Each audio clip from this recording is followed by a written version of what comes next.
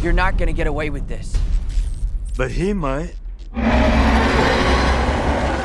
didn't know you could get that big. And here we go.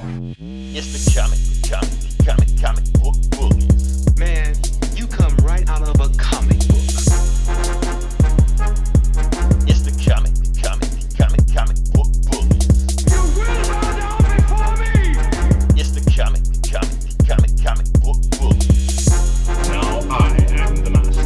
It's the comic book bullies.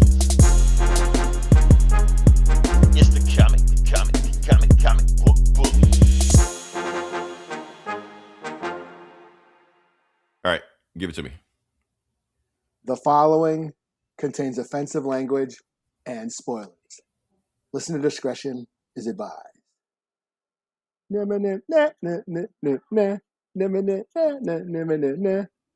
Ooh. I don't know the words. Sound like you barking. I don't know what the hell was that, man. The sunflower. Oh, that song. Okay, I don't know. I don't know what that was, man. I thought you were howling at the moon or something like that. Anyway, welcome back to the Comic Book Bullies News. You bully. I'm my host, Leroy, a.k.a. Gene, with my co-host. Yeah, this is a spoiler, but yeah. There you go. I already said it. I already put the disclaimer up. Yeah, this is Eli, a.k.a. the Popcorn Pod Racer. There you go. And we're back with the episode. And I want to give a shout out to our third co-host. Hopefully he's here. The AI? Oh, yeah. All hail Is the it the AI? Doombots. Yeah, I guess he is back. Okay. He left us last week. I'm like, where the hell you went, man? Okay. It's a variant. It's a variant now. That's where we go. Doombots everywhere. So yeah. Doom is calling them all back. Stand back and stand by. Yeah, so we're back with the episode. We're gonna jump into it. And yeah, so if you're wondering what we're gonna talk about, take 3 guesses. We're going to talk about your neighborhood Spider-Man. Look at the graphics. Look at the graphics. Yeah. Why you at that? Since you're here. That looked pretty good, man. That's a good job. Yeah. Let me do it again. Let me do it again. Look at that. Look at that. Look at the all thumbnail right there. Yeah, okay. look at the production. This value. is where the big bucks goes, right? Yeah. And hit that like button right there. But like I said, before we jump into it, we're just gonna give y'all we're just gonna jump right into it. We're gonna talk about Spider-Man, give y'all the Spider-Man, what I thought about it. Eli saw some TikTok clips, so he's gonna chime in on it also. Yeah, so so technically I saw the movie.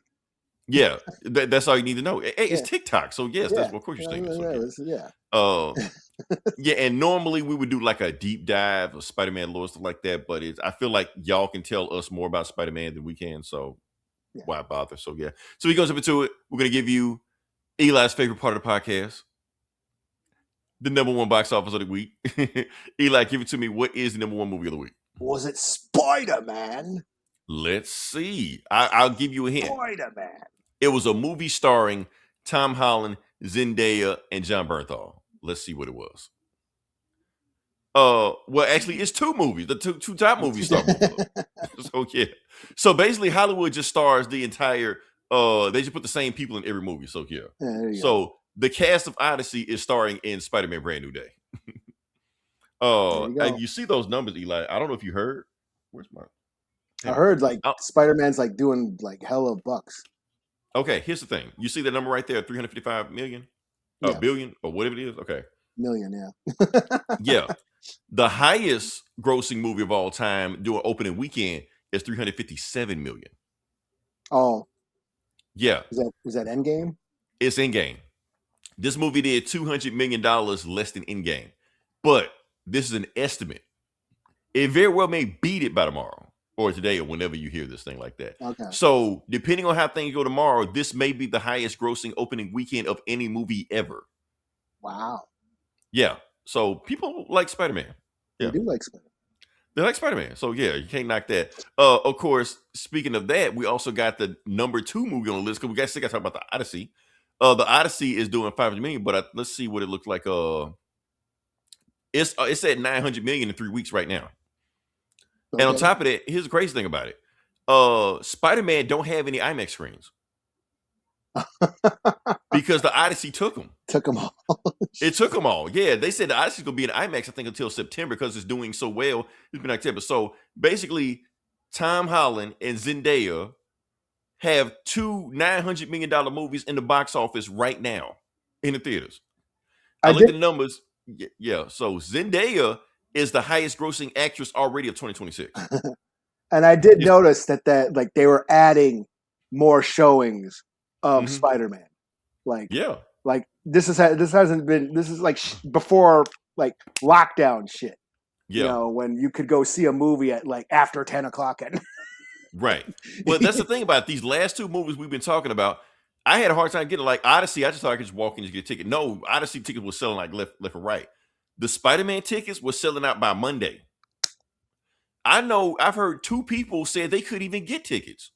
That's crazy. That's like the old days. That's like the old days. Like they pre-COVID days. Yeah, like pre-COVID, they were saying like, I heard two people said they bought tickets. And they said because the system glitched, they lost the tickets and people took their seats. Oh, yeah. So, yeah, by the time. That hasn't happened in years, like since before COVID, where you'd have to, get advance tickets and like, see the shit at midnight and all that. Right. And then like I remember like Endgame, the first time I saw Endgame was at 9 a.m. Right. The only way you can get tickets, right? Yeah, it was like that Friday, 9 a.m. Like I put my kid on the bus and then went to the movies. So, and I was like way up in front. Yeah. So I mean, movie theaters are back. I mean, if you're talking about a movie, because like I said, the last Spider-Man movie did insane numbers, and we were like smack dab in the middle of COVID. Yeah, that was like everyone left our house finally. Yeah, and then as soon as they left the house, they got COVID again. I got COVID after watching that movie, so shit. Yeah, so did I. Well, I think it was after watching Batman. I remember the Batman I saw in the theater. And then I caught COVID like not too long after. No problem. Let's look at something else, because let's look deeper into Spider-Man numbers, how crazy these numbers are right now. So yeah. So in the weekend of this first weekend, worldwide, it's done 927 million. It's almost $1 billion. It's almost at $1 billion in a weekend. God damn, 2.5 hours? Holy shit. It's a long ass movie. Yes. I'm going to get into that also. So put into perspective, this movie did Supergirl's entire box office gross worldwide on Thursday. So, yeah. No, people like Spider-Man. So people like Spider-Man. They like Spider-Man and the thing. So yeah. So that's what I'm here for, Eli, to talk to you and everybody else listening to the podcast. Is the movie worth the hype? What do I think about the movie? I'm going to dive into it a little bit. So I'm going to see if I can read my notes. I probably can't read my notes, but that's okay. So let's get into it. Let's talk about the review of Spider-Man, what I thought about this movie. So you've seen the numbers. You're seeing people going crazy and all stuff like that. Eli, it is the greatest movie ever made. Is that what you want to know? Yeah, man. It's not. I don't think it's the greatest movie ever made. I'm just saying. Is it the greatest Spider-Man movie ever made? I don't think that either. And here's the thing. I wanted to come here and tell you that it was the greatest Spider-Man movie ever made. Yeah, I was ready to do that. I was ready to massage the sack and the whole thing, for 2 hours on this podcast like that. But as I watched the movie, I was like, it's good. Don't get me wrong. This is a good movie. Well, Spider-Man movies are cool. I mean, it's hard to fuck up Spider. I mean, even they've done it before. Yeah, Andrew Garfield movies. Yeah, those movies suck, but they're still entertaining. Like, because it's fucking Spider-Man. Who doesn't like watching Spider-Man swing around and shit? And he was a good Spider-Man. The movies, but he was a good Spider-Man. Yeah. So yeah, I mean, I enjoy watching Spider. Even the cartoon. Like, I don't not watching Spider-Man. Does that make sense? The triple negatives. How the fuck does that work? Right. But now we're talking about the Tom Holland era. Like, what was it? The Spider-Man, the cartoon. The cartoons are goated. Yeah, all of them. Yeah, I mean the new one with Lonnie Lincoln's like. Oh no, I don't fuck with that one. You didn't like that one? I mean, I enjoyed that. I told you I didn't fuck with that one. Yeah, but I still enjoyed it. Yeah, it ain't that great, but it was still fun. Like, what the fuck. So, but what do I think about this movie right here? Like I said, it's because, like I said, we already talked about Spider-Man. We talked about Andrew Garfield. How does this rank in the Tom Holland era Spider-Man? Now, the Tom Holland era Spider-Man, Eli, I do think this is the best Tom Holland Spider-Man movie. Okay. Yeah. I think that because you see, and the funny thing about the Tom Holland era, because it's kind of weird, because you always feel like the Tom Holland era is piggybacking off the MCU. Yeah. Because, you got Iron Man in this movie. It's all that. Or this is the first movie after Endgame. Okay, it's all that. So you're going to get your money worth and all this shit like that. But this movie can't rely on the MCU because the MCU sucks. So they have no choice but to make a good movie. And that's where this movie succeeds at, by being a good movie. That's the thing of it, because the first thing you notice when you watch this movie, like the movie actually has cinematography. It's pretty going down the city. You actually get tones and shadow. The whole movie isn't just CGI and shit. It actually feels like they're in New York. Yeah, I've seen some of those behind the scene videos of them, like where he's on the crane and they're filming shit. And who was the guy who directed Shang-Chi who did this? Yes. Yeah. Same guy. I'm telling y'all, man, those, get those Hong Kong filmmakers, man. They know how to do this shit. We were talking about that. Like I said, they got some Hong Kong stunt directors, and I wish they got the same stunt directors. Not the same stunt directors from Shang-Chi, but yeah. Like that. Basically, they kind of dug from the same hole now. But the thing is, like I said, the cinematography is great. The movie looks gorgeous. It looks like a real movie, Eli. That's the thing about it. Like, you go back and watch those Spider-Man movies, and that's the thing about people can criticize the MCU and the majority of it, that most of it looks like a TV show. And like, you can't tell the difference between this and Marvel Agents of S.H.I.E.L.D. It's all filmed on a green screen. It's all on all green on a screen. There's nothing there. Everybody's acting, stuff like that. Then they show scenes of what's that last Spider-Man movie, No Way Home? Yeah. You can tell, like, when Peter Parker and Happy were standing at Aunt May's grave, they were green screen. There was nothing there. I don't even think they were in the same scene together. I'll shoot your shit on Tuesday. You come in here. They're there. It's a real set, real scene. They're flying through New York. The movie feels real. Yeah. Yes. It's not all shot in a vacuum, or what's that thing called? The volume. The volume. Yeah. No, it feels like they're there. It's weird how all you got to do is make a real movie, and you get these numbers. That's all you got to do. Yeah. So, like, they don't make them like this anymore. I mean, they don't. It's like, why? Why not? Like, Marvel makes it harder than they need to, because they were trying to cut costs. They like, we don't have to go to a location and deal with the elements. We can just shoot in a fucking room and then work to get a crew of people on the computers and work them till they're insane. It got so crazy that in one of the scenes, like when Nick Fury, like the old movies, when he had a gun in his hand, the gun was CGI. You can just get a real gun. You don't have to spend for that. But yeah. You know what? Let's have Nick Fury smiling in this shot. Right. Change his mouth. Just do whatever the fuck they want to do. Like, what else we gotta talk about this? Okay. Now, about this movie, I can tell, like, the first maybe 10 minutes of the opening scene with Spider-Man swinging through the screen and fighting bad guys and just doing Spider-Man stuff, that is straight from the PS5 game.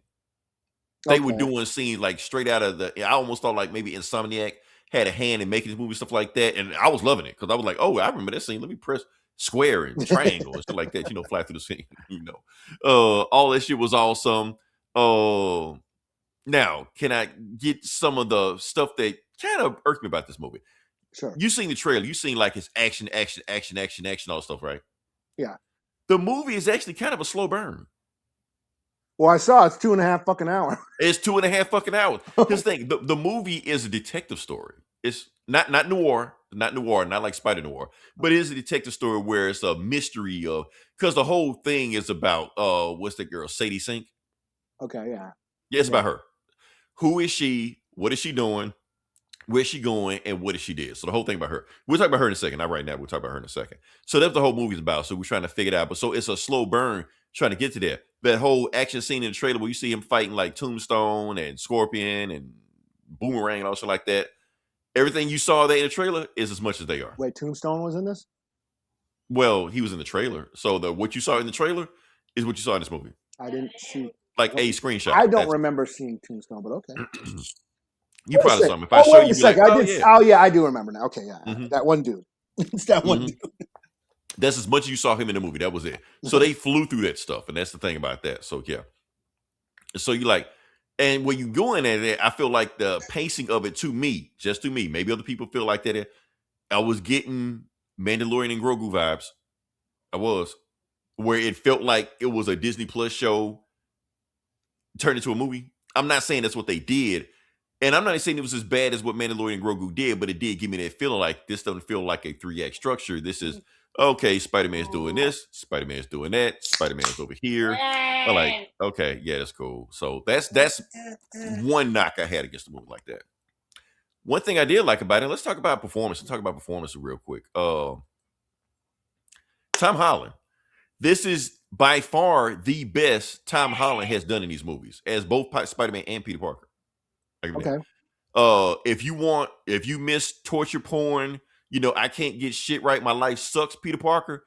This movie gets to Sad sack Peter Parker. Sad sack Peter Parker. They dump it on his ass in this movie, man. They really do. So if you like that shit, hey, it's there right there for you. And the funny thing about it is that like the majority of the movie, he's in the Spider-Man costume. Like he's rarely Peter Parker. So he's like walking down the street, walking in the store, talking to people in the office like that. He's as Spider-Man. So it almost gave me like a Deadpool feel like that. I was like, okay, but it's a theme of the movie. Like I said, it was the last movie where he erased Peter Parker from existence.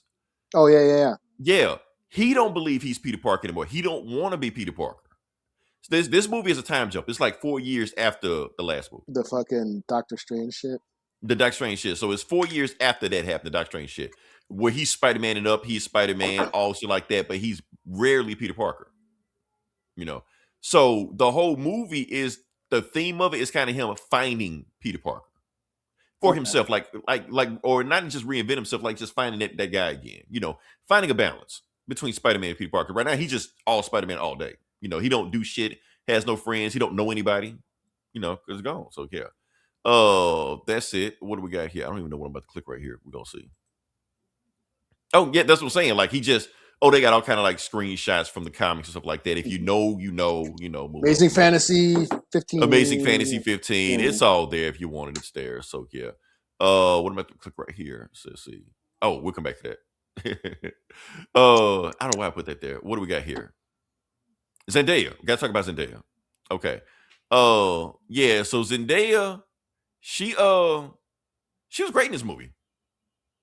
Yeah. Here's the thing about Zendaya in this movie. She actually acted her ass off in this movie. This wasn't like one of those what's that movie? We're gonna talk about your boy Paul in a second. Paul. Where's that movie? Oh, Paul. You talking about the comic Paul? Yeah, the comic Paul. But here's the thing. They don't name him in the movie. He has one scene and that's it. So, I thought that was that Flash kid, the kid who played Flash. Oh, he's not a movie. Okay.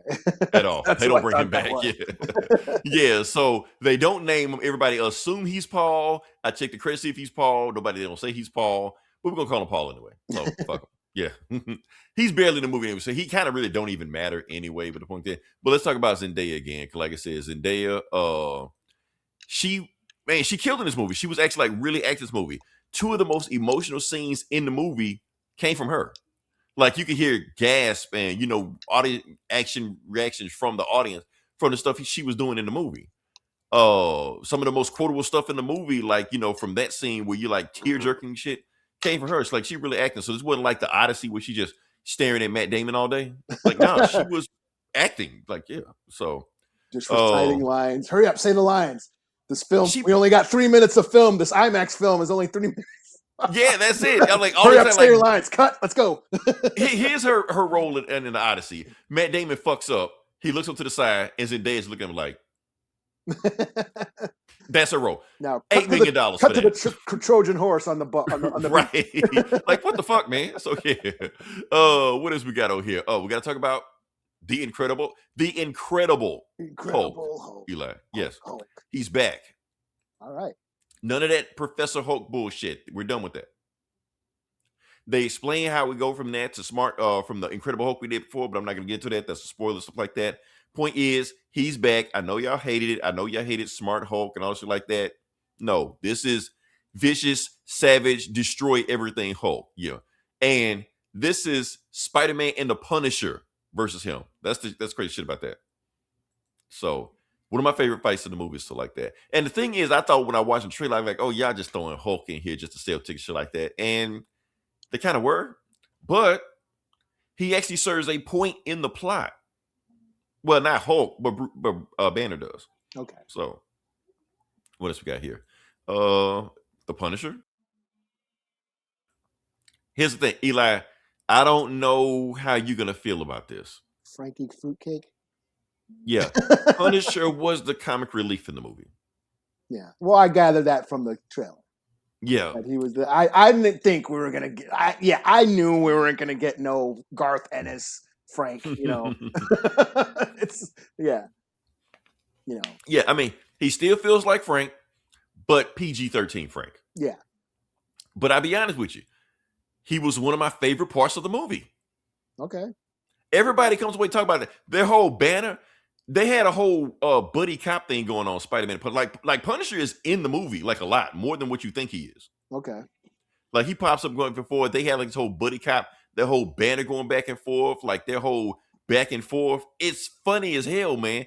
And like I said, this ain't a Tony Stark relationship where he's like hand holding and shit like that. Punisher really don't give a fuck about him, But the thing is, some of the most like he's the best advice Punisher gave Spider-Man in this thing, and they were like, "Oh shit, Frank, I never thought about it like that," and it like hits you, So yeah, so John Bernthal, and he stole this movie. I guess it would like if Spider-Man, nobody, if Spider-Man is basically lonely in this movie.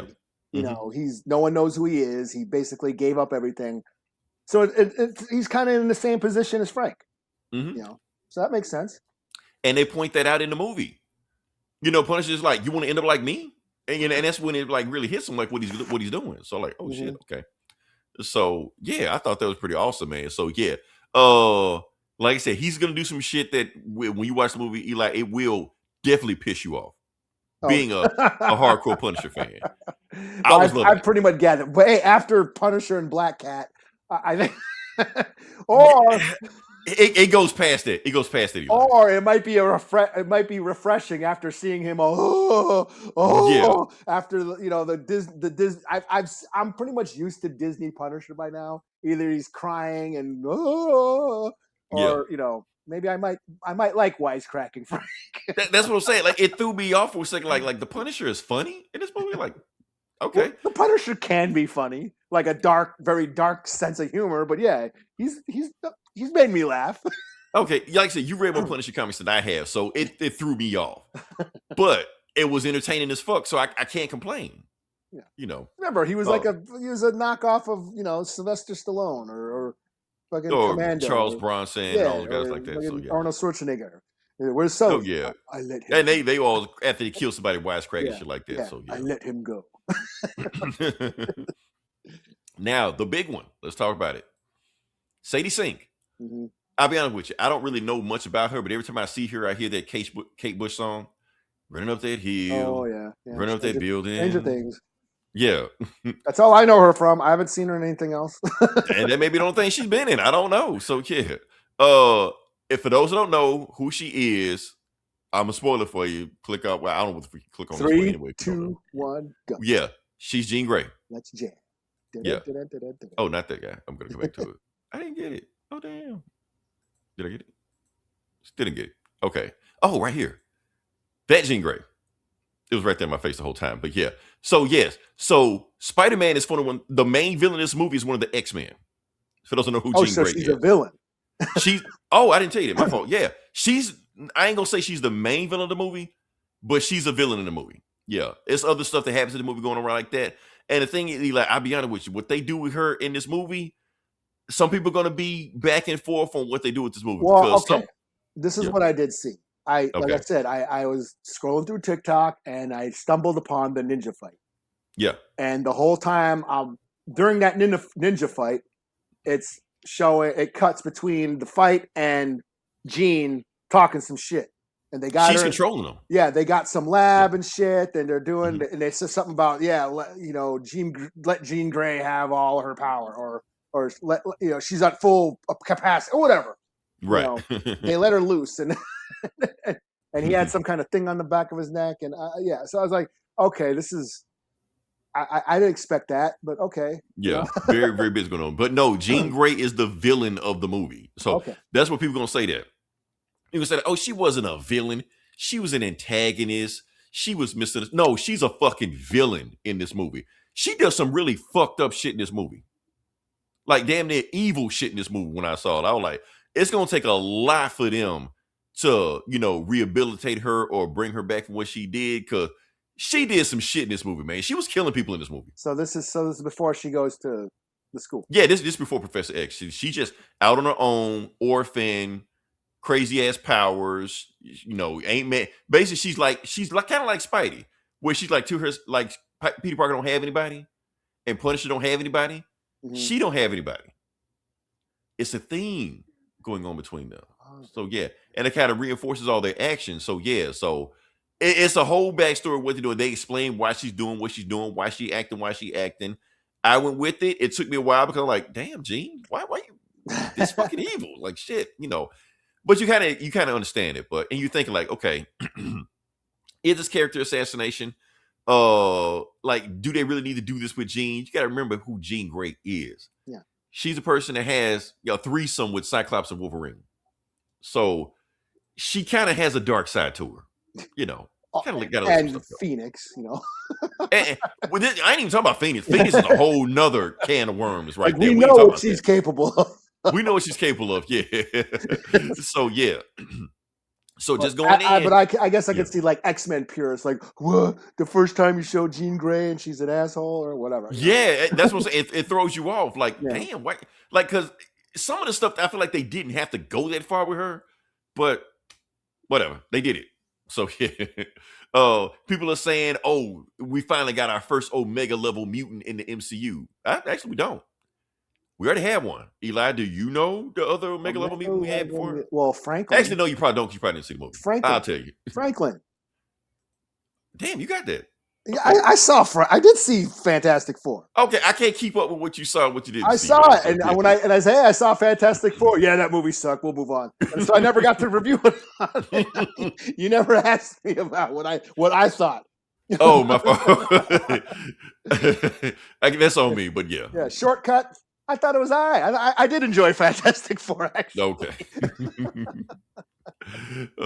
Yes, that's going on right there. So yeah, so you got Jean Grey, the second Omega level mutant is, and yeah. So basically, what you saw, Eli, when she was going like with the hand going crazy like that at the beginning of the movie, she's kind of low level for her, still fucking up shit.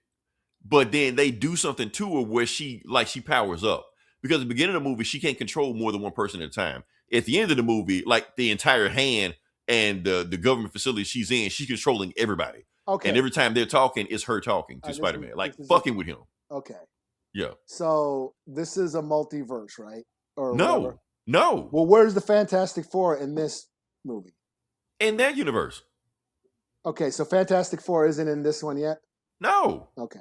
This is not a multiverse movie. This is a self-contained New York story. Like, well, because Reed's known to make those devices that, like take away mutant powers or whatever. Eli. Okay. I'm about to spoil some shit for you. Okay. Okay. You know who makes that device in the MCU? Doom? Spider-Man. Stark. Oh, okay.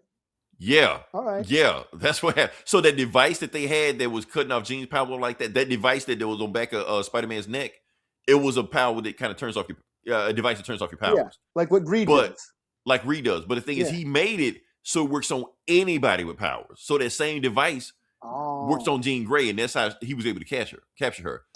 Whole mutant. Did Banner help him? Yeah, that's why Banner's in the movie. Yeah, okay.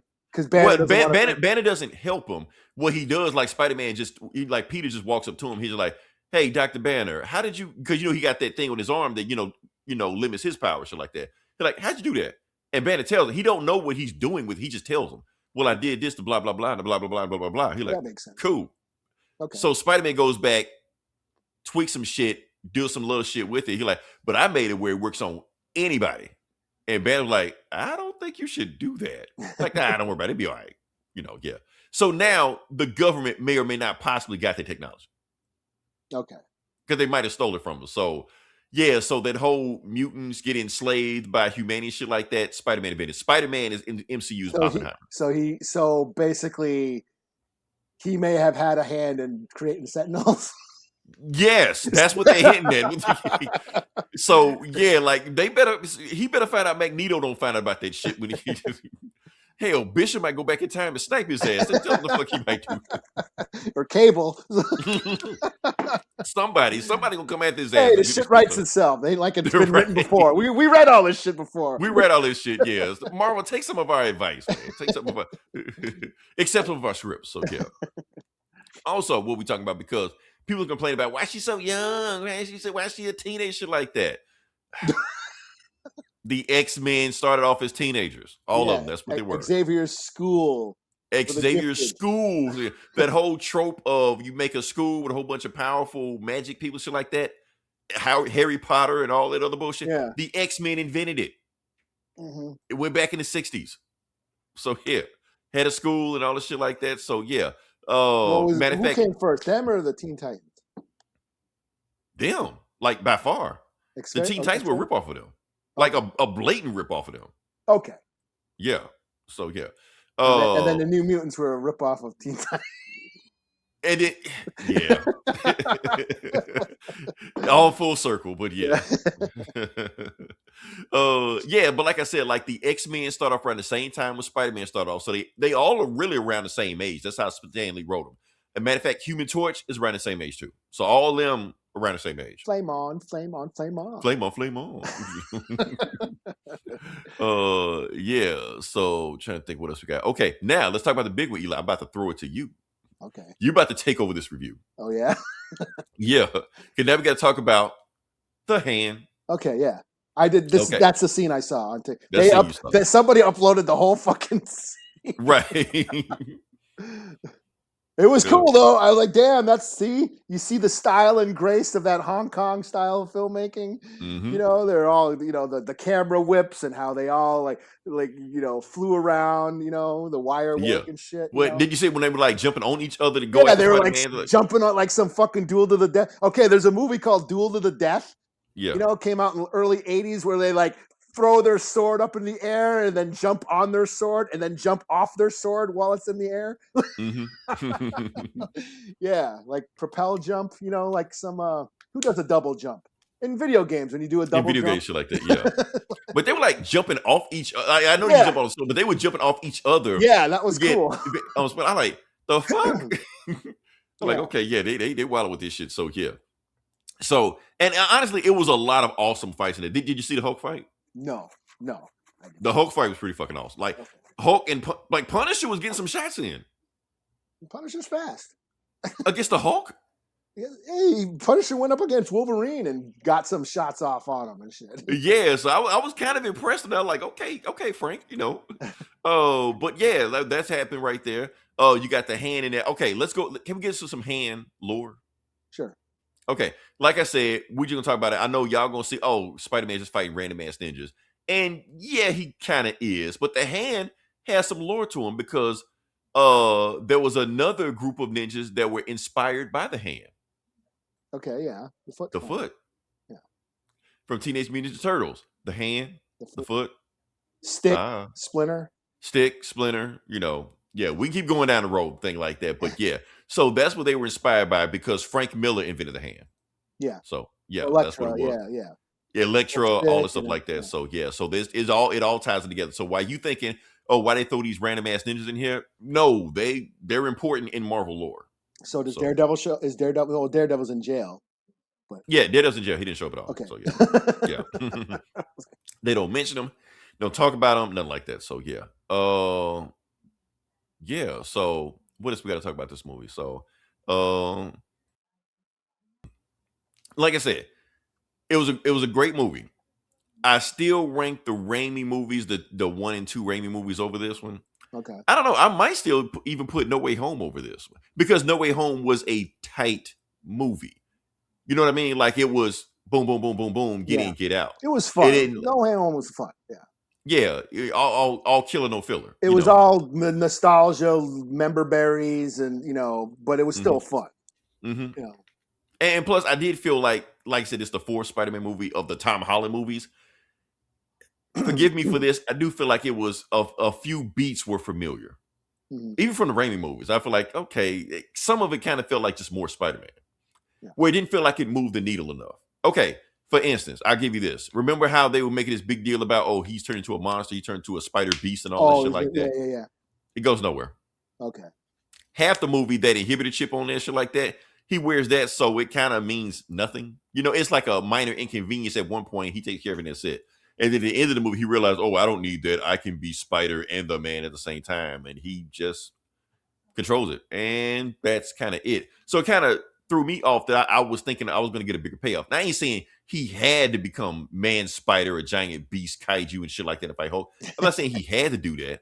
But I'm just saying I was expecting more of a payoff. It kind of wrapped itself up too neatly. And it really was, it just, at the end of the day, kind of a minor inconvenience where it felt like they wanted to be a bigger deal, but it ended up not being a bigger deal. Like I said. Also, as much as I love Zendaya and Ned in these movies, I kind of almost wish they weren't in it. Because here's what I'm saying. Because I feel like this movie was supposed to be Brand New Day, right? We're supposed to be like this whole reinvention of Spider-Man or what we're doing for the next transition like that. At the end of the movie, it kind of felt like Peter just went back to what he was doing before. Oh, he's friends with Ned and MJ again. Like, restored. Yeah. And I'm not saying it was completely wrapped up the way it was before like that, but I don't know. Maybe you should have introduced some new characters like that, new friends like that, have them go to school. I know you're trying to make it like Peter Parker don't exist like that, but maybe you should have had it where Peter Parker did exist and he's just living his life, but it's a completely different life to what he did before. And maybe clash with the old life he did before or something like that. Because I did feel like this movie was missing the Peter Parker side of it. I know that was the point of it, but I feel like it's missing the Peter Parker side. So, and that's kind of the essence of Spider-Man. So I know, is it nitpicking? Yes, it's nitpicking. That's it. Also, I like Jean Grey, but I don't think she was as much a formidable villain as, say, like Green Goblin or Vulture or something like that. At the end of the day, she's just a 16-year-old girl just out of control. That's all. Yeah, and it like that's another character. I mean, that's another team, a whole other book. Or you know what I mean. You know what I mean. And no, and you're right about that because it felt like when they start going to her backstory like that, it started to feel like an X-Men movie. Yeah. It was like, okay, are we still watching Spider-Man? Like, because when the whole backstory about her sister and all this shit like that, and she getting chased by the government and all this shit like that, and she controlling her powers and stuff like that. Maybe you get this reference. The internet is calling her 11 Pro Max or some shit. I don't get it. Oh, okay. Yeah, I guess. But that's a strange. I guess they say the scenes were reminding them too much of Stranger Things. Well, yeah, her name in Stranger Things was Max. Max. Okay, cool. Yeah. I guess they have like psychic powers and telekinesis. 11 was the girl. Was little, what's her name, Millie, whatever the fuck. Yeah, does she have like psychic powers and shit? Yeah, like that? she's basically Stranger Things is an X-Men ripoff. Okay, so people thinking that this movie is ripping off Stranger Things. No, but Stranger Things is ripping off X-Men. Yeah, X-Men or Stranger Things totally ripped off. The totally X-Men vibes from Stranger Things. Yeah, 11 was the government was working on her. There's all these kids with superpowers.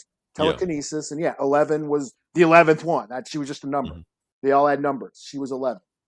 Yeah, because it's the same thing, and it's like the government's hunting her down and shit like that because they know what she is, and So, but don't get me wrong, she was a cool villain. I did like her as a villain. Don't get me wrong there. I did like her. I'm just saying when we talk about like the greatest MCU villains like that, like I put Green Goblin one of the best MCU villains we have because we haven't seen MCU Green Goblin.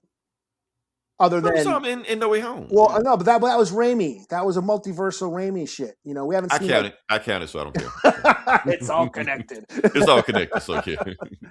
Yeah.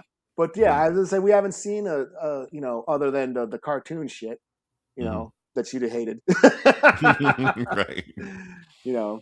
But yeah, it would have been cool to see, I guess a Spider-Man because there's so many of them. I mean, he has a better, it's when you talk about rogue galleries, I mean, him and Batman are probably the most famous. Yeah, it's them and it's everybody else. Yeah. Underrated 1/3, I'd gotta get Flash, but yeah. Yeah. But yeah, Green Goblin, Venom. Well, they fucked up Venom. Well, yeah, badly, but yeah. Which I don't understand it. How is Sony making these fucked up ass movies and then make a movie this good? I don't get it. It's he's blowing money to keep it, Like y'all could have made movies like this to begin with. Because here's the thing, Eli. This movie doesn't rely on a gimmick. It don't have like the nostalgia feeling and stuff like that. It don't have Iron Man in this movie every 10 seconds, shit like that. They just made a good movie.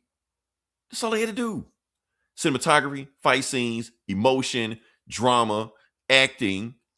Like, just make a real movie and you'll make money. That's And it. it seems like when the MCU makes a whenever a Spider-Man movie is made, I feel like they put forth extra effort into it. Why don't they do that with the other stuff? Like, that's what I'm saying. Like Venom and Madam Web. Yeah. Like, I don't know why, but I ain't talking about that. I'm talking about Marvel, MCU. Oh, yeah, Thunderbolts. What the fuck? Because it isn't Spider-Man. Because Spider-Man is well known. You can put this effort in Ant-Man 3. You can do that. Yeah. Damn. But like, yeah, I mean, as far as like I've enjoyed the Tom Holland shit, Yeah. Yeah, they're not as cool as others, and I think Homecoming was probably my favorite. I thought the one with Mysterio was but I still liked it. Yeah. No Way Home was a lot of fun. First time seeing it. It hasn't. I don't. You know what? As much I've been back and forth about that. I might rate Homecoming over this movie too. Homecoming? Yeah, because like I said, Homecoming, even though it's got Iron Man shit like that, it's a movie. It hit the beats, third act, boom, boom, boom, boom, boom. Vulture was a great. Vulture was dope. Vulture was dope as hell. You had the Shocker in there. Yeah, shacking it up and shit like that. I loved Homecoming. Like, yeah, I remember. And plus, it was a home. It balanced between high school and shit like that, and his friends and stuff like that. You got to meet Peter Parker. So yeah. Okay, Homecoming. I'm putting Homecoming and No Way Home over this movie. This is definitely better than the Mysterio one. Yeah. Mysterio was just kind of okay. I mean, it was cool, but it was just it wasn't as cool. It was just I guess I didn't like it was in Europe or whatever the fuck like that. Yeah, Homecoming. But no, I loved Homecoming. I mean, when I got it on DVD, that shit was like on constant rotation for like a month. Like, yeah, I was like watching that shit like every day, Yeah. Until the Spider-Verse came out, and then I was watching that shit for like every day for like a year. Yeah, like I said, the thing that hurt this movie for me is the runtime. I don't feel like it needed to be 2 hours and 20 minutes or whatever it was. All these movies they could have shaped that, because here's the thing: I didn't tell, even though I told you about Punisher and the X-Men and the Hulk and all shit like that, I didn't tell you about all the Marvel cameos they have in this movie. Oh yeah, and some of them just weren't needed. It was like, okay, they could cut your shit completely out, man. You don't even. Oh, there's Puck. like why? I mean, it's cool you're here. I know you set up another movies like that, but you spreading this runtime out. It don't need to be this long. Jim Carrey as Puck, right? So yeah, shake some of this shit down. He's Canadian, right? Is Jim Carrey Canadian? He is Canadian. Yeah. Yeah. So there you go. Jim Carrey as Puck. Yeah, there you go. Or Danny DeVito. So what am I going to get this movie? And another thing, I hate. Because here's the thing, everybody's praising the movie for high heaven, so like that. And I hate to be the negative person on that. But here's the thing, I do feel like this. As all the fucked up evil shit Jean Grey did in this movie, they said two things to her, hey, you don't have to be alone. They did it, then she did like a heel face turn. And then there were no consequences to anything she did. I'm completely reformed. Yeah, and that's it. It was done. Like all the fucked up shit you just did, and nobody does nothing to you. Yeah. Like no jail time. The government ain't looking for you no more. You just hop on a bus, and I guess you go into the X-Men mansion or some shit like that. I don't know. Like I said, Eli, pretty privilege. That's what it is. But whatever. Maybe we're just being negative for some reason. So yeah. So like I said, all these things, and there's a few other plot holes just kind of just irked me, man. It's like that. But like I said, it is a good movie. I do recommend it. Can I slap a score on it? Be done with it? Yeah. Okay. 4 out of 5. Cool. I want to give it a 4.5 out of 5, but it's just too many things like, but it is some 5 out of 5 things in this movie, if that makes any sense. Yeah.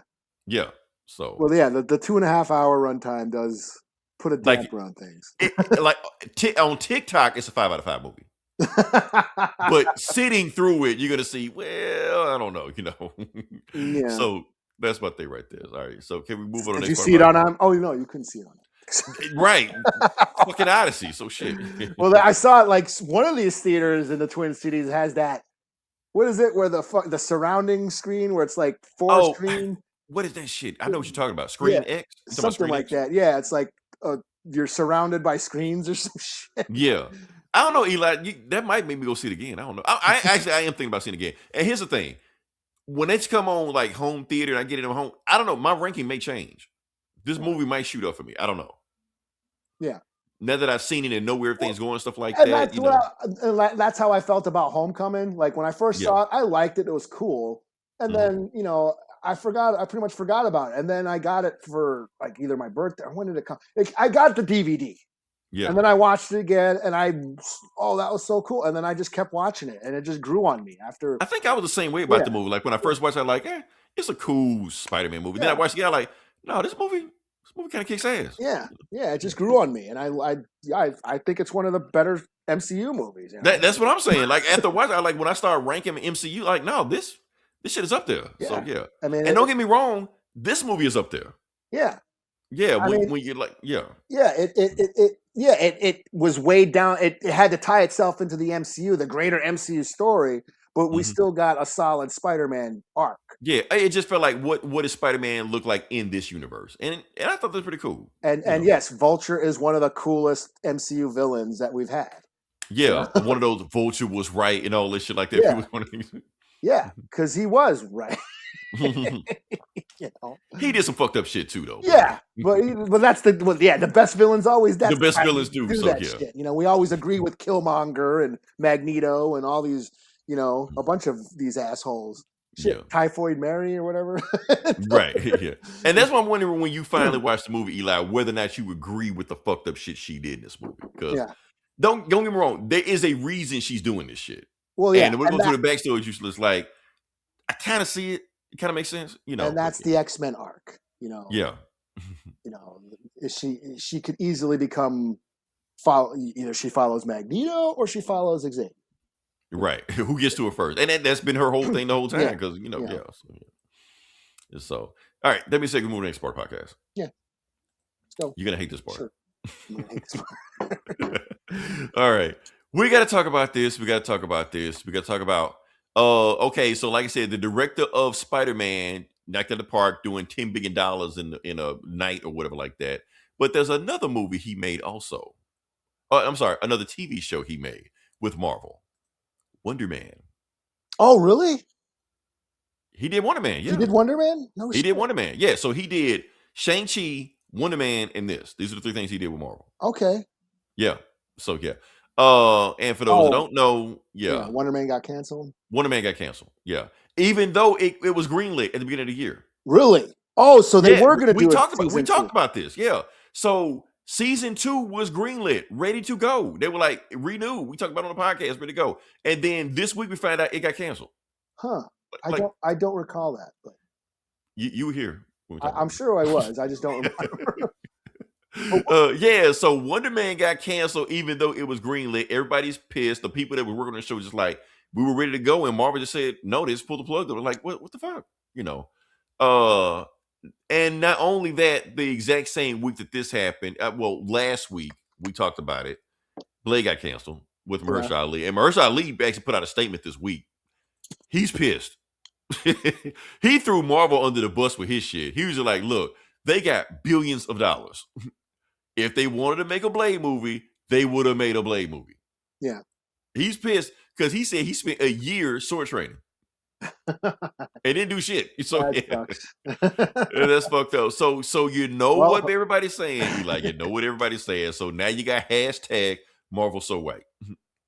Yeah. Because like I said, we've already talked about this, and people are saying, you know what? I think Marvel might be racist. Good for you. Golf clap. I'm glad y'all are catching up to this shit because we've been talking about this shit for years on this podcast. But here's the thing. I want y'all to think bigger. It's not Marvel is racist. Disney is racist. The whole company. You can see this fucked up shit go down the road. Like I said, let's talk about your boy. You saw them posters in China. John Boyega definitely saw him. That's what John Boyega has been telling you about the fuck shit Disney been doing for years, and y'all ain't been listening. Like you see him on the poster here, and then you see him on the poster in China. No John Boyega, no Finn, no Black Stormtrooper. He's gone. So yeah, and then you see how small Falcon is. I'm sorry, Captain America, the real Captain America, is on the poster. So they can easily just cut him off if they want to, And that's the thing. Like, okay. If he's here, why is Steve Rogers here and he's so small on the poster like that? Isn't he Captain America? Isn't what y'all telling him that he was Captain America? Yeah. So, and I saw maybe a leak poster like that. I saw Captain America saying, "Steve, what do we do?" I'm like, "Oh, fuck this movie, man." I'm out of here. And so and then you see the other projects like that. We talk about Iron Man, no season 2. We talk about Monica Rambeau. It probably won't even be in Endgame, even though the ending of the Marvels set up Avengers Doomsday. No shit. Yeah, they're saying she's just gonna be sick and with no powers in the bed. That's gonna be her arc the whole time. That sucks because Monica's awesome. Even though she has the power to kill Doom, and that will need her. That's it. So, and she was in the OG Secret War. Yeah, and she was in OG Secret Wars, right? They'll say Armor Wars got canceled. So yes, it's a whole bunch of Marvel projects got canceled. But here's the thing. Y'all get blinded because they throw y'all a little carrot called Black Panther. Y'all think, oh well, we got Black Panther. It's okay. Don't y'all understand that if Black Panther 1 didn't do $1 billion, that movie would have been one and done? Yeah. They wouldn't give a fuck about it. They didn't even think the movie was gonna do that good. So keep in mind when Stan Lee was trying to get Marvel off the ground, he had 3 movies he was trying to get greenlit. Black Panther, Black Widow, Shang-Chi. Those are 3 movies he was trying to greenlit since the 90s. When Disney bought them, they shelved all that shit. Like, we can't make no money off this. So they didn't believe in any of those projects. So yeah.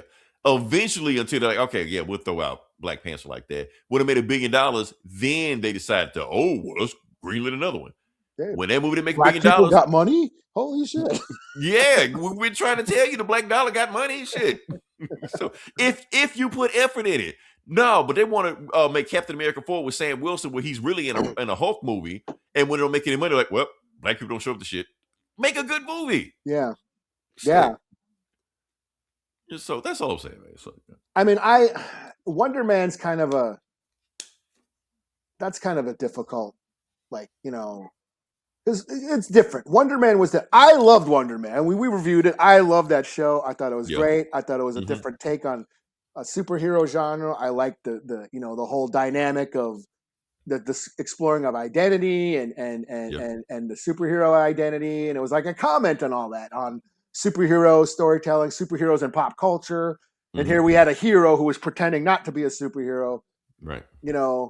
But he wanted to be an actor an actor pretends to be other things. I'm basically sucking the show's dick again. But it's a great show. It's a great show. Yeah. It was a good show, and I thought it was I thought it was going to be one and done, because where could they go with that? What was it just going to be another? Well, honestly, I thought that too. Like, where can you go with the storyline? Like, people thinking that he's going to show up in Doomsday. No, what were you going to do? Is it just going to be another regular run of the mill superhero show now?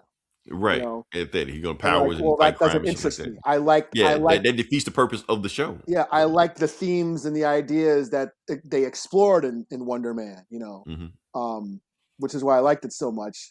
If it's just going to be, he's just going to be a super guy running around kicking ass, then it's just like any other thing, Which is why when people got mad at me when I did this, I'm going to say it again. Y'all get mad at me, fuck all y'all want to. They should have left Wonder Man white.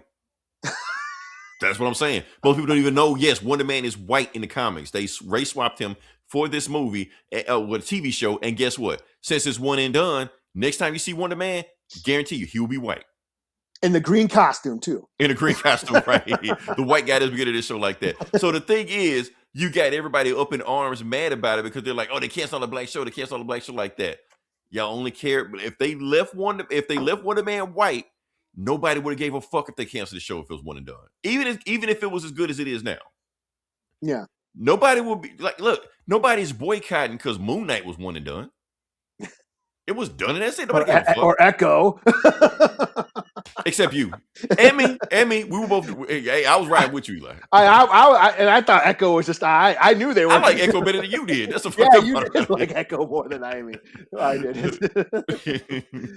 But I knew they weren't gonna. I mean, yeah, they dropped it all in one. They first of all they made it 6 episodes. It was supposed to be 8 episodes, and they shortened it to 6, and then they just dropped 5. it.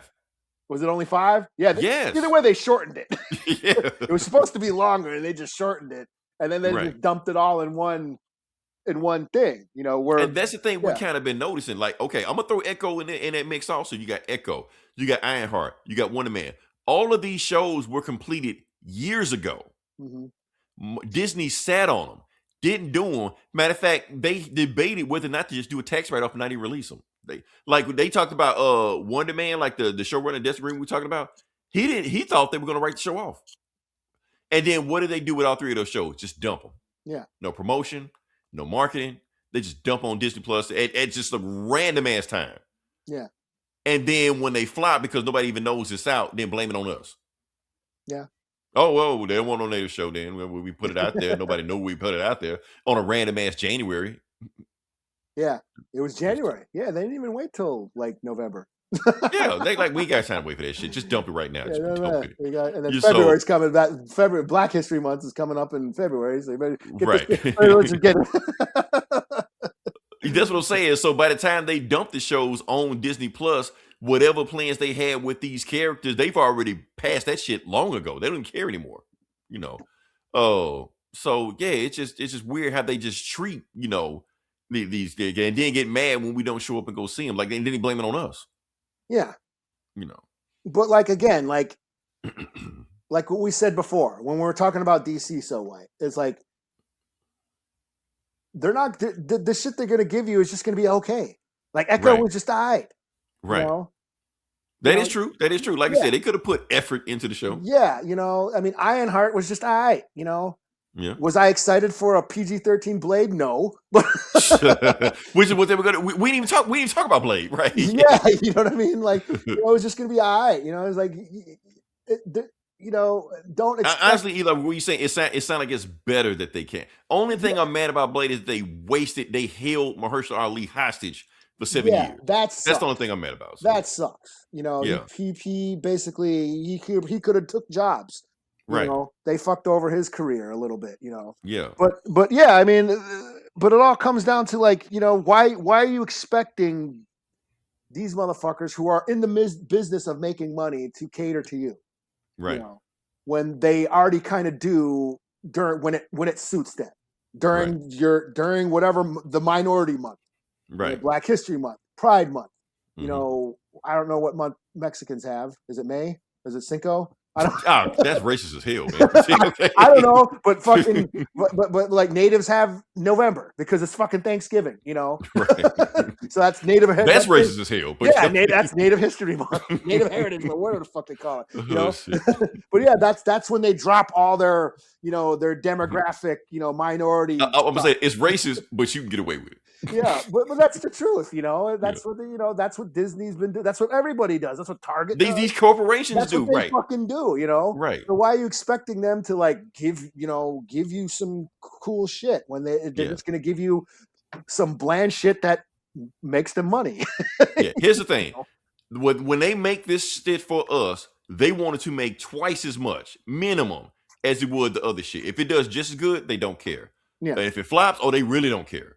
It's got to do Black Panther numbers to even stand a chance. We got 3 Ant-Man movies. When this shit did like, who the fuck gives a fuck about Ant-Man? Yeah, no shit. Yeah, but we've been waiting this long for a Black Panther movie in 2028.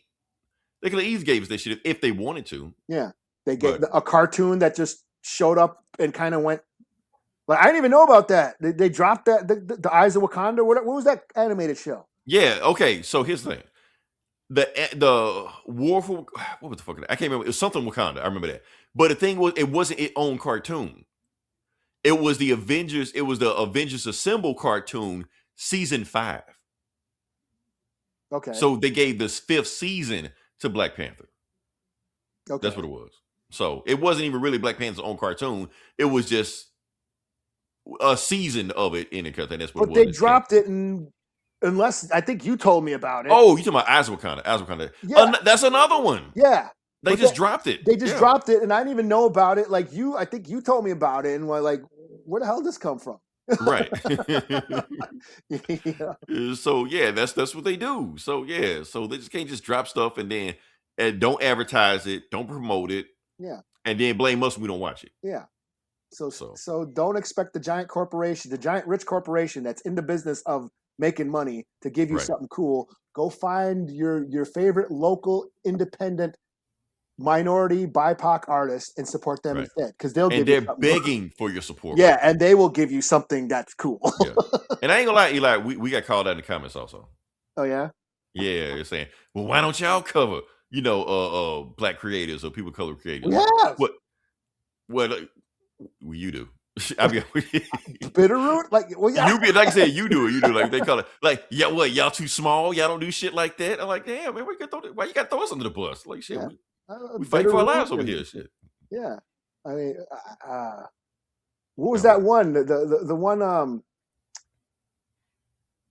the one with the with the African spider. The book. It was an indie book. Nancy Boys. Yeah, weren't you? That was Neil Gaiman. That wasn't the black. Oh shit. Okay. and that's why I stopped reviewing that book. Oh, okay. Yeah. I don't need to go into detail. Yeah. So, all right. Let me say, can we move past this? Can we move to the next part podcast? that brought us down. I wouldn't expect it to go that long on there. I was just going to hit it and quit it and move on, but I guess we had to spend some time on it. So yeah. Like I said, this is a topic we've been talking about ad nauseum. So yeah, but anyway, let's move on. Let's perk ourselves up a little bit. Let's talk about the video game section. Mm-hmm. Okay. Eli, we're gonna throw some gameplay footage on Fatal Fury: City of the Wolves. He got us some more gameplay footage. And Eli, feel free to commentate and walk us through what was going on in your mind frame. Okay. Of this match, the play-by-play commentary. You're right. Oh shit! It did it again. Stop. There we go. Okay, here we go. Oh, this is Ken, right? So you're playing against Bud? Yeah. Okay. I think I was just in this. I was just trying to figure out combos, and trying to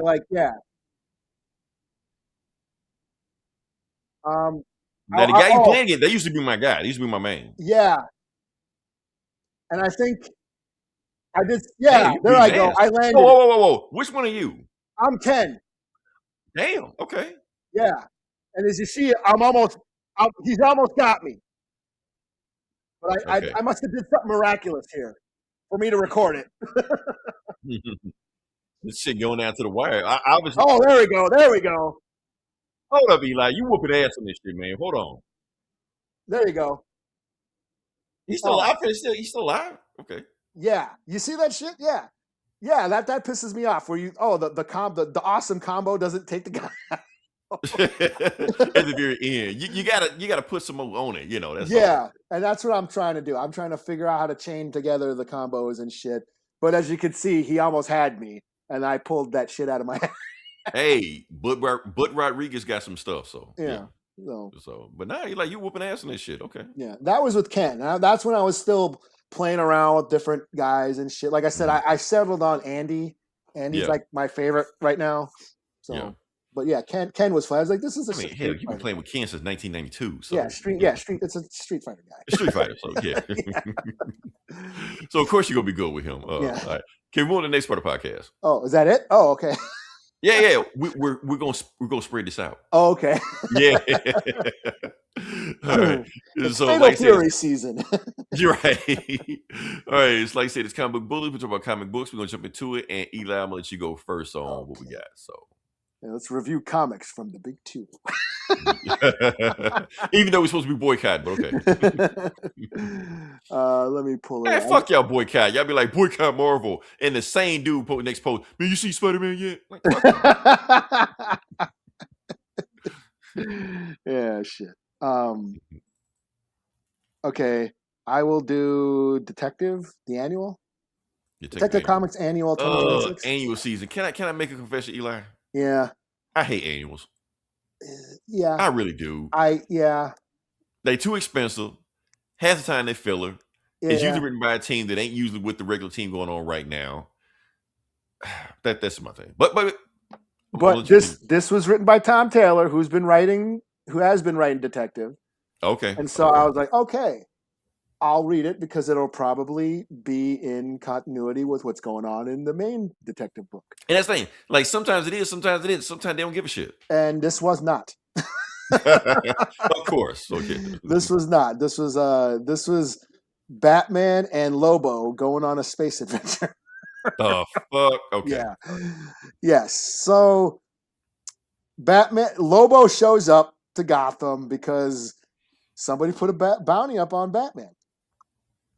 Somebody from space. Somebody from space put a bounty up on Batman. Wow. Okay.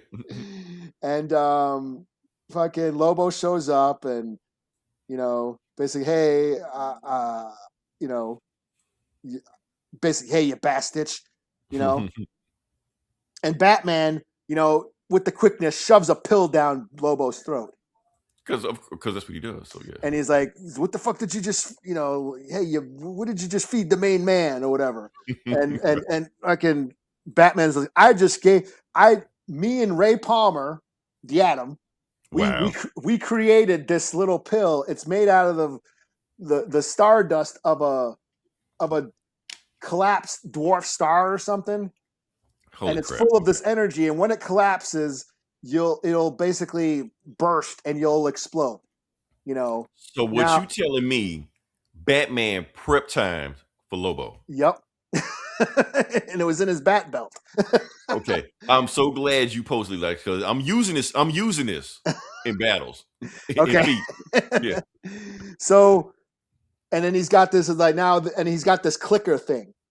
Mm-hmm. He's got this like device, and he says, as long as I click this, in this same sequence, and it's got to be in a sequence that I know, it will not explode, and I got to continuously click it, or or you will blow up, and I know you got a healing factor and you'll heal from it, but it'll take you about 3 years to heal after being exploded. So, and then Lobo's like, what the hell? What, and then so this is what we're going to do. We're going to go find who put a bounty on me. He's like, well, it was some king. Basically, you got accused of killing a king on some planet. Fuck. Yeah. Okay. So let's go. We're going to go solve this crime. I'm going to hire you to fucking help me solve this. I smelled you. Lobo's like, okay, well, I'll get paid twice for the same job. Sweet. I'll bring you back to the guy who hired me and get paid for that, and then we'll solve. So Batman puts the space helmet on, and they jump on, Lobo's space hog, and they fly out to the planet. And basically, they're investigating. They're saying, yeah, this king has died. And he was a well-loved king. Like, the people of the planet loved this king, but they didn't like the president of the planet. No one liked the government.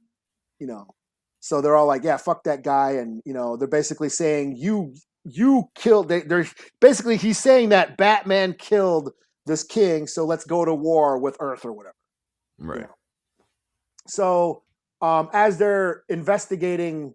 They're looking at the king's body, and they notice he's got one of those what are those plants called? The ones that the man who loves everything or whatever. Black Mercy. Yeah, that thing. Okay. That dude had one of those because he had a smile on his face. So, like, yeah, this guy had that plant on him that basically died in eternal bliss,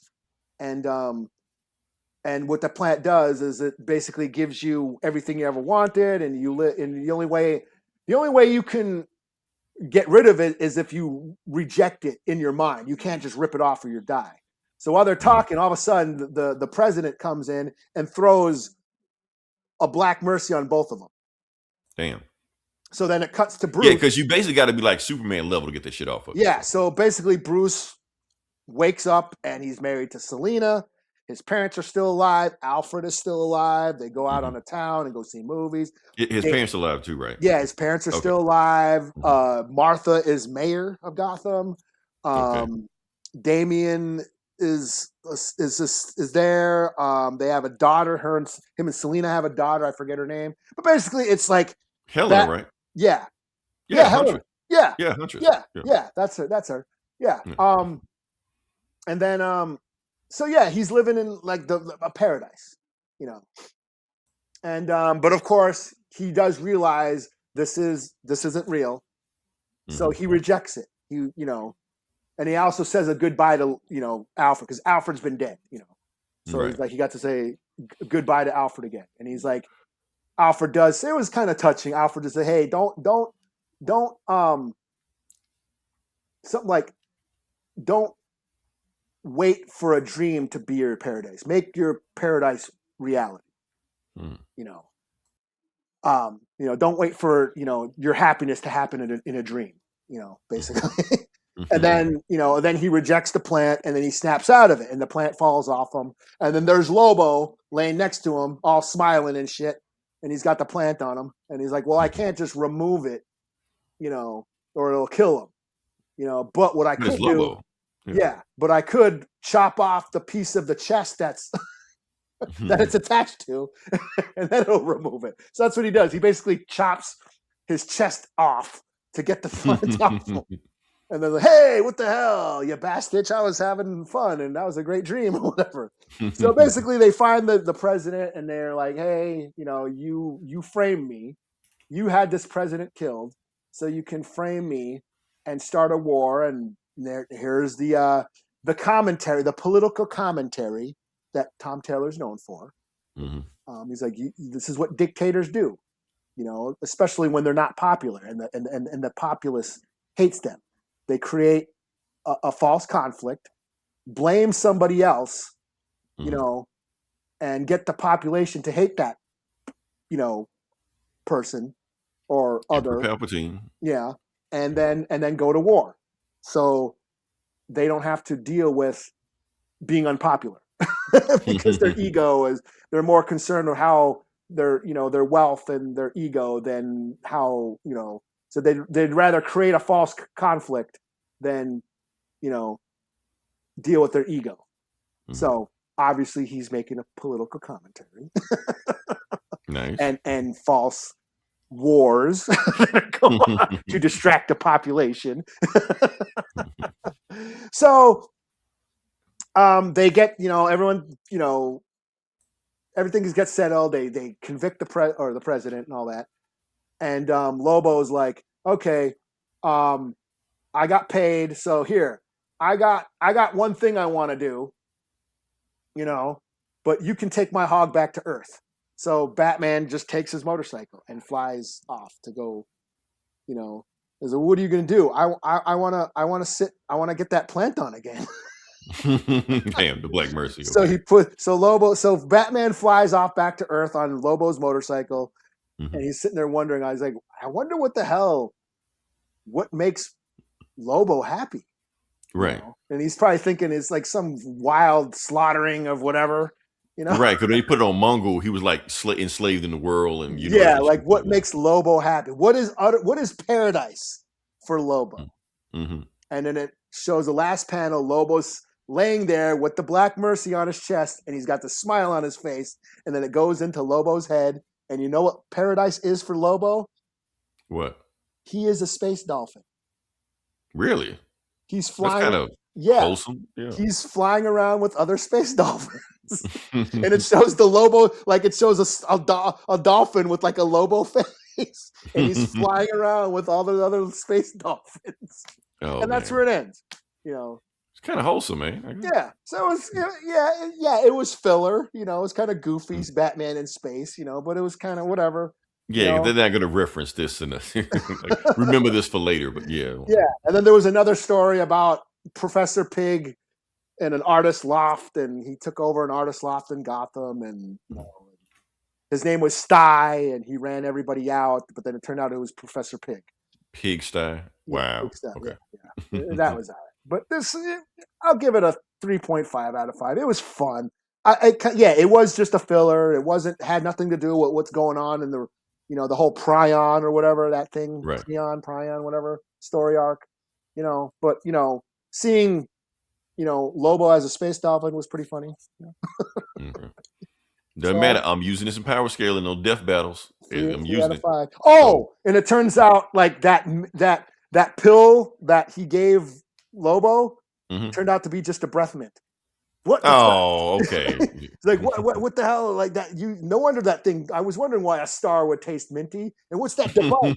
This is just a garage door opener. I was just bullshitting. Oh, he bluffed him. Okay. Yeah, and of course Lobo. What, you faked out the main man? And then he busted out laughing. Batman does it again. Yeah. All right. So what we got here? Okay, so another annual. Okay. So annual we're gonna do is Superman annual. Okay.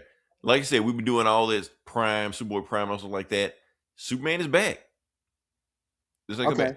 And he's still King Omega. All right. All this shit like that. So this book actually explains how he comes back to being Superman. Like, he flew away, became godlike power and stuff like that. Now he's back to being Superman. But this book shows us how to get there. So yeah, this book is actually kind of important, even though it probably won't matter, but whatever. So yeah, let's get to it. It's a long ass book, I'm gonna fly through it as fast as possible. All right. So the book is, we're gonna get everybody caught up with talking about Lois Lane, Metropolis, and I don't know what Cliff talking about, man. They all be drawing like Lois Lane bad as fuck in these comics, so I don't know. What you mean? Oh, Cliff! Look at that, man. Come on. Cliff saying she's ugly or something? Yes, Cliff is saying, like, come on, Cliff. Look, they always draw her like this in these comics. So anyway, back to the comic. We're talking about Clark Kent. So shout out to Cliff. Shout out to Cliff. So, yeah. He's writing a paper right now, basically saying that, because the time trapper says something to him, Doomsday says something to him, basically telling him Doomsday, Clark, about his future. And what he's telling him is that, Clark, you're going to live a very, very, very long time. You're going to live so long that you're going to see everybody you love die of old age. And you're going to live so long, you're going to forget they even existed.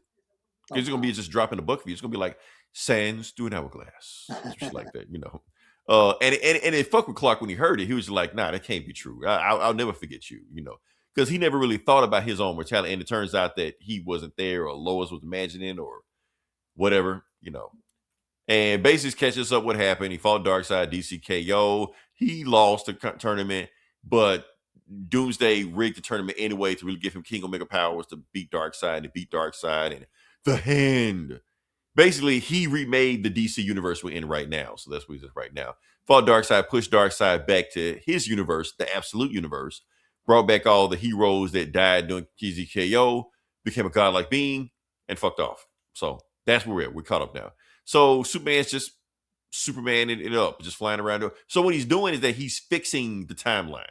Because basically what it is, that Darkseid fucked up the future. So he already fixed the past, already fixed the present. Bang. So he's flying further and further into the future to basically get rid of Darkseid's, time on this universe, And that's when he meets our man, another time traveler. We're going to get into. He's sailing a boat, flying through the time stream and shit like that. And he's saying he can't only go so far, because if he goes further in the future, because he's one of the Justice League 3000 or whatever like that. If he goes further in the future, he runs into this guy. Who is he? We will find out later on. But the point is, this guy is stopping us from going any further into the future. Is it Rogol Zar? It's not. This is not. I'm pretty sure godlike Superman erased that guy out of existence. So yeah. So he can't go any further into the future because this guy is stopping him, because this guy is eating the future. So, and Superman just said, well, I'm gonna go take him on. And like, but Superman, if you do that, you understand how strong this guy is. You're gonna go basically like way through time. If you do that, you will forget who you are. Past, present, it won't mean anything to you. You'll forget your identity. You'll be lost in time. And you won't be able to find your way back. You're like, well, this is a chance I got to take because I'm Superman. So he Supermans it up, does what he does. And during the time, he sees the future. Batman Beyond, Superman Beyond, Command D. So all the possible futures could be, then that Justice League. Another team he saw also, that 5G shit with Black Batman, so like that. He's finally seeing that future. Damian Wayne as Batman. Remember that Batman 666 book? I don't know if you remember. Oh no, You never read it? We got to review that. Okay, yeah. Grant Morrison wrote it. Oh. Yeah. So anyway, he flies all the way to the 31st century to see what's going on. So he's in the 31st century, fucked up. Everything's messed up like that. But this is where the Legion of Superheroes used to be. And we see the Time Trapper. And the Time Trapper turns around, and it is Superman. So he's been here the whole time. And he sees the Legion of Superheroes. Well, the Legion of Darkseid. Because Darkseid corrupted the future, so the Legion belonged to him. But when they beat Darkseid, now the Legion just doing their thing. They realized we did all the fucked up shit we meant to do, but they decided to rebuild Metropolis the best they can. They got kids now. They built a city. Like, yeah, we did some fucked up shit, but we're trying to, redeem ourselves. But Superman knows, because like I said, they Superman's friends like that. But the thing is, Superman knows that in order to restore his Legion of Superheroes that when he grew up with, he has to erase his timeline. but he don't want to do that because they don't want to die. They want to, live. Like, we know we messed up, but we don't want to be erased from existence, Superman. And so Superman has a decision to make. Do I bring back my Legion and delete them, or do I leave them alone, or what? So yeah, and then that's when bam, the earth cracks and stuff like popping up like that, and you get where's that guy? That guy. The guy that was eating the future is this guy, the Infinity Man. Now, I want to say the Infinity Man may work for Darkseid, or used to work for Darkseid, some shit, whatever like that. Point is, he's here to eat all this shit. He wants to kill all the Legion and stuff like that. And Superman's just like, well, I got to take this guy out. But they basically saying that this guy is so strong, Superman, if you do that, you're going to use up all your godlike powers. He's like, I don't care. I'm Superman. I do what I need to do, and I worry about the other shit later on. So, yeah. So he flies off and fights the guy. And I want to get to this panel, that panel. Yeah. So you got these two, bam. So basically, it's like Superman is fighting the future, taking this guy out. And I'm trying to see, how did he beat him? So basically what he's trying to do is turn him into the time trapper. If he turns him to the time trapper, Superman is going to be stuck at the end of the universe forever. He can't come back, can't do anything like that. And you're like, because he's basically going to become the new, whatever Doomsday was at the time. So yeah. And Superman's just like, no, I can't do that. So what Superman's going to do, use enough of his power, all the power he's got left, long live the Legion, and he's going to restore all of the timelines where the Legion of superheroes live. So the bad Legion, the good Legion, the mid Legion, the whatever Legion, they're all back now. It took all his power to do that. And when he does that, he turns back to regular ass Superman. Because his power's gone now, because he did all that to restore the future. So yeah. So, but now, because he's not as powerful as he used before, the future is trying to eat him. It's coming after him. So he's trying to fly away, but he can't fly away fast enough. So yeah. So it's about to get him, and he looked like what he did. And then that's when we get him being saved by, come on, where is he? Booster Gold. Booster Gold, after all the stuff he did, became possessed by Darkseid like that. He was like, okay, look, I'm going to do what I can to find Superman. And he finds Superman. So he's trying to catch Superman before the future eats him, shit like that. And then that's when Superboy saves him. I know we've seen a whole bunch of Superboys. This Superboy is him. It's him as a younger in the time stream, shit like that. So he's saving himself. So yeah. So yeah. So the Legion, the bad Legion lives, but the good Legion lives also. And they're like, okay, we saved everybody. And our man's like, oh, cool, the future's back. I go back to my timeline, and Legion found. So the Legion superheroes are restored. They no longer have Darkseid's influence, and that's it. But wait, there's more. Yeah, so they see like, oh no, some other shit happens, and then that's when bam, they get snatched up by Brainiac robots. Yeah, so Brainiac is in the future. They attack them. They lose badly. They get bottled up because that's what Brainiac does. And but this is Brainiac 1 million. Yeah. So he's the Brainiac of the future, and this chick is back, Pandora. Remember her? Yeah. She died, and when she died, the New 52 ended. Yeah, I remember that. Now she's back because because she has access to the multiverse and shit like that, Brainiac 1 million is using her to access the multiverse of the future to bottle up all of the Legion of superheroes. So yeah. So he wants to erase the Legion from the future. And not only that, he wants to replace them with his own future led by Hank Henshaw, Cyborg Superman. Okay. Yeah. He's going to lead the Legion or whatever. Lead the Legion or some shit like that. So yeah. Oh, I mean, I barely knew what the fuck was going on in this book.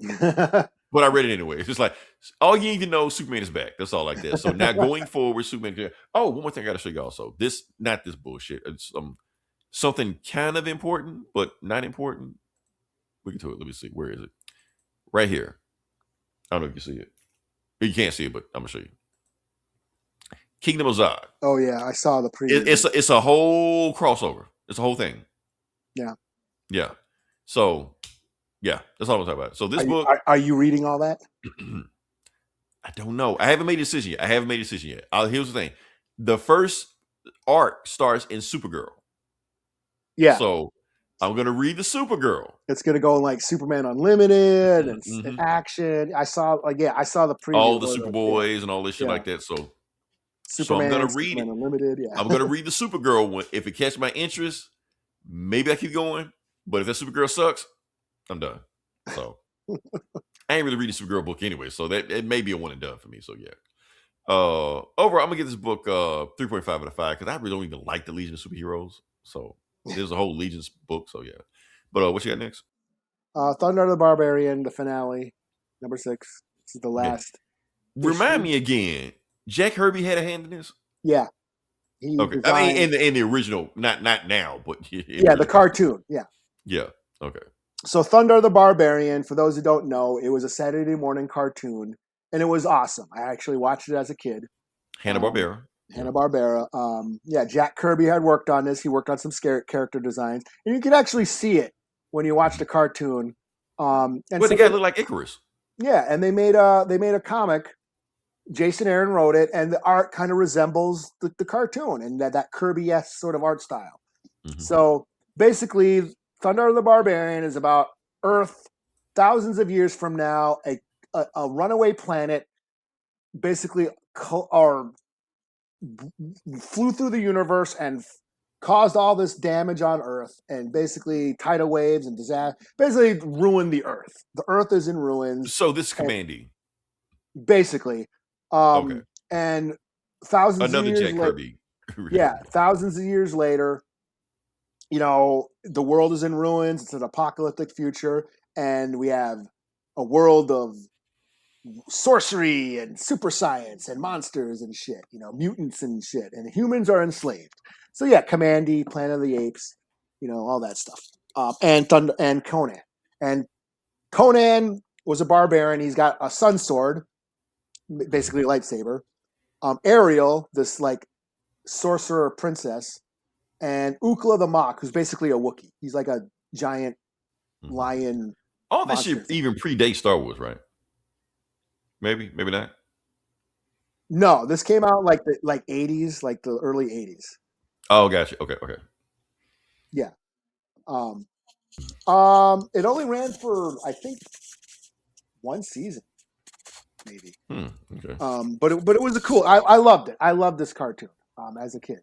So yeah, this comic basically it expands the universe. It goes into characters. The depth. We get to see Thundarr's origins. How he was a gladiator slave, having to fight other, other enemies in a gladiator ring and shit. Enslaved by these wizards. There was the Council of Wizards, who enslaved humans and kind of like had all the mutant monsters. There was rat men, wolf men, ape men, fucking lobster, fish men, all that stuff. Just mutants running around Earth, enslaving humans. So Ukla was also in the gladiator ring. That's how they met. And Ariel was Sabian, the daughter. He was like the king of the wizards, and that was his daughter. So she frees him, and that's kind of what this whole story arc is basically how they defeat Sabian in the Council of Wizards, and it involves time travel and all this weird stuff. It kind of got a little wild for me. Like I said, I'm not a big fan of magic and shit. So why are there two of them? Because they went back in time and they found their future selves or past. Holy shit! Okay, yeah. I ain't mean to interrupt you. Okay, doing Thor: Blood and Thunder. Yeah. Also written by Jason Aaron. Yeah. He did the same shit where we had old Thor, young Thor, mid Thor. Yes. He also did the similar stuff in his Conan run in Marvel. Oh, they like time travel and shit like that?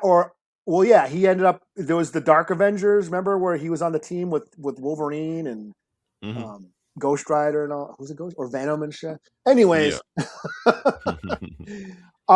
there's a scene where Thundarr gets captured by the wizards, and they basically make him, they create another alternate timeline where they wipe out all humans, and Thundarr is the only last living human, and they torture him for his whole life. So he lives his whole life where he's tortured and he remembers it. And then, of course, Ariel comes and saves him and restores the timeline. But Thundarr basically lived a whole separate life, and he's done that with Conan. So yeah, there's all those Jason Aaron-esque, plot thingies are in this, Okay, yeah. Yeah, so yeah, that's the future. That's two different timelines of their characters. There's two Thundarrs, there's two Ariels, there's two Uklas, and they end up. They go back in time to when the Earth got destroyed by the runaway planet, and because that's where the wizards got their energy from. That destructive energy, they harnessed it, and that's how they were using their dark magic and shit. So they had to go back to that point in time when the Earth got destroyed, and they end up basically attaching Sabian, the wizard, to the comet or whatever, and like basically chain him to the comet, and like, we can never really kill this wizard because his energy is always going to, be around. But for the time being, he's going to be attached to this comet that's going to basically fly around the fucking universe for the next, how many millions of years until it eventually explodes and and collapses and shit. So that's kind of how they just defeat Sabian, the wizard. And then it jumps forth, like 20 years where Thundarr and Ukla and Ariel basically save all the humans, and free all the humans from all the, So there's a time jump where they free everybody. And it's King Thundarr, Queen Ariel, and they end up making out in it. So Thundarr and Ariel hook up. And that's kind of where it ends. They had like grandbabies and all this stuff like that. So. Yeah, maybe. Who knows? Okay. But it basically says, and it also says where the sun sword came from. So that comet, bursted off some energy, and that's how the sun sword was made. That blade he has, it's basically a lightsaber. So that the sun sword is from the comet or whatever. But no, this was a lot of fun. Like I said, I was a fan of the show. I loved it as a kid. I thought it got a little too magic-y and wizardy, with the whole, the time travel shit.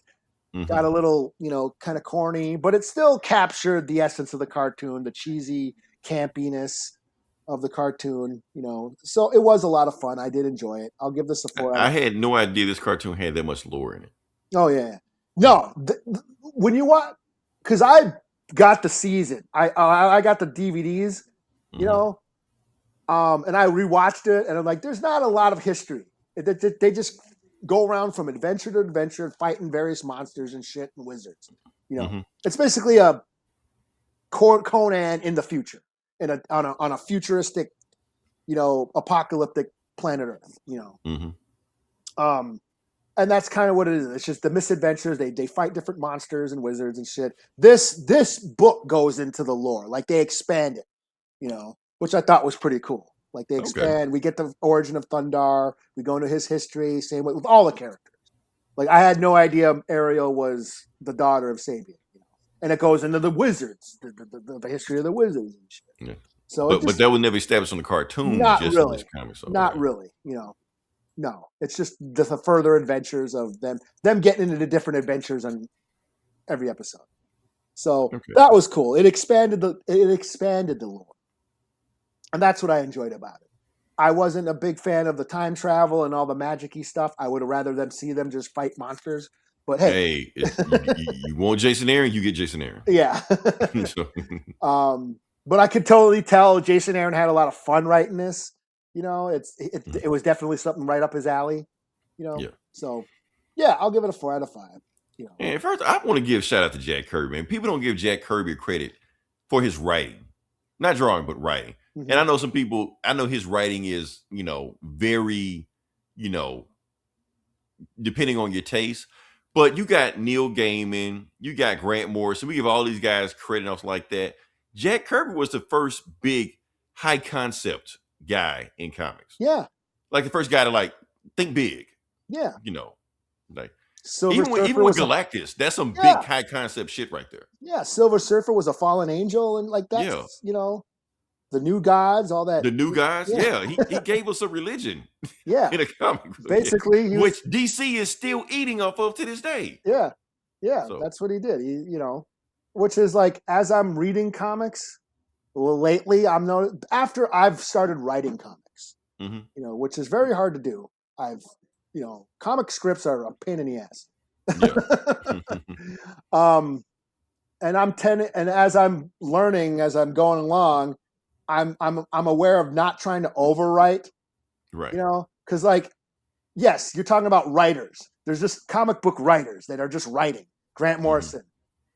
You mentioned Neil Gaiman. Neil Gaiman, and there's Tom King. Tom King, and I'm noticing Alan Moore and Scott Snyder. Holy shit! Do they just like writing words? It's just like So when I see then I'll read something by like Daniel Warren Johnson, right, who's also drawing this shit. Yeah, and they let the art speak for itself. Right. Like because sometimes I feel like that the writers and artists are in competition with each other. Yeah. And who can think of Daniel J, he don't have to worry about that. Yeah, and I was reading some of the manga, like that Kaiju #8 shit, and I'm like, there's very little text. It's all visuals, because that artist is writing it too. Right. So I'm like noticing, writers just want to write words and write poetry and fucking all this bullshit. Right. and cover up, fill the panels with all this crap. Hissy Coates, Black Panther. They're these fucking getting all literary and shit and words. Right. Like, let the art just speak for itself. Right. So, yeah. But yeah, that's it. I'm booked out. So that's all. I'm booked out also. Like I said, these annuals take a lot out of me. After that Legion of bullshit, I was like, nah. Yeah, there was like, I was gonna read I heard the Greatest American Hero comic drop, but I couldn't find it. About the white dude with the afro? Yeah. Okay. I used to watch that show as a kid. I've actually never seen that show. I've seen like the intro. Yeah. But I've never watched an episode of it. I know the theme song, I'm walking on air. I'm like, why does dude got an afro? That's all I was thinking the whole time on this shit. So yeah. But I've never actually watched an episode, so I have no idea what the show is really about. Well, it was kind of a goofy comedy. He was basically a Superman, but he lost the instruction book, so he didn't know how to use his powers. So he's like a bumbling idiot superhero. Okay. I'll see if I can find it. It may be on Tubi. It probably is on Tubi, but it did pop up on like Hulu because I actually watched some episodes like when streaming first hit and shit. I'm like, oh shit, Greatest American Hero. I haven't watched this since I was a kid. But they dropped the comic and I was gonna check it out, but I couldn't find it on digital. So, I don't know. Okay. I thought about reading that Horror of Godzilla, but I don't know. I haven't been a fan of those IDW. I did read the IDW Godzilla book for a while. Oh, hello, virus. Hey, bot. Right. But yeah, I haven't been a fan of the IDW series, so I didn't end up reading it. Okay, so I'm booked out. Eli's booked out. If you listen this long, different like, share, subscribe. Hold on, let me hit the thing one more time if I can find it. Bring that. Yeah, like I said, I don't know what's gonna happen next week. Maybe when you said you were gonna get Fatal Fury, are we gonna play? Oh, you're right. If it's a slow week, which I'm pretty sure it will, we're gonna do a full Fatal Fury review. We're gonna talk about Fatal Fury. We owe ourselves that. Yeah, so I'll have to figure out how to set that up. Is it on Twitch or something? Or I don't know how to. We've done it before, but that was on the PlayStation. That was on the PlayStation. It shouldn't be that hard. It should be pretty easy to figure it out. I'll play around with it, figure it out on my own, and then I'll hit you up. We'll go from there, and then we're gonna do. We're not gonna do a Fatal Fury podcast where we just playing against each other for an hour. No, we're not gonna do that. We're gonna talk about Fatal Fury review. We're gonna do a full review. Now we're gonna play it offline. Oh well, not offline because we gotta be online to play it. But you know what I mean. We're not gonna have a podcast episode. Yeah, we're gonna stream it. We're definitely gonna stream it. So yeah. And we'll invite y'all to check it out. And then I'm going to play some of that stream in and out through there. Because I really want to talk about Halo. Oh, okay. They did a re-release, remake, whatever like that. So talk about that. So I got to renew my Game Pass. But yeah. I didn't do the thing. There you go. Okay. There you go. But like I said, check us out next week. We got some shit for you. My boss, you got to be happy with this one. We went long as fuck on this one. Yeah. Yeah, okay. Shout out to my boss. Yeah, shout out to my boss. Yeah.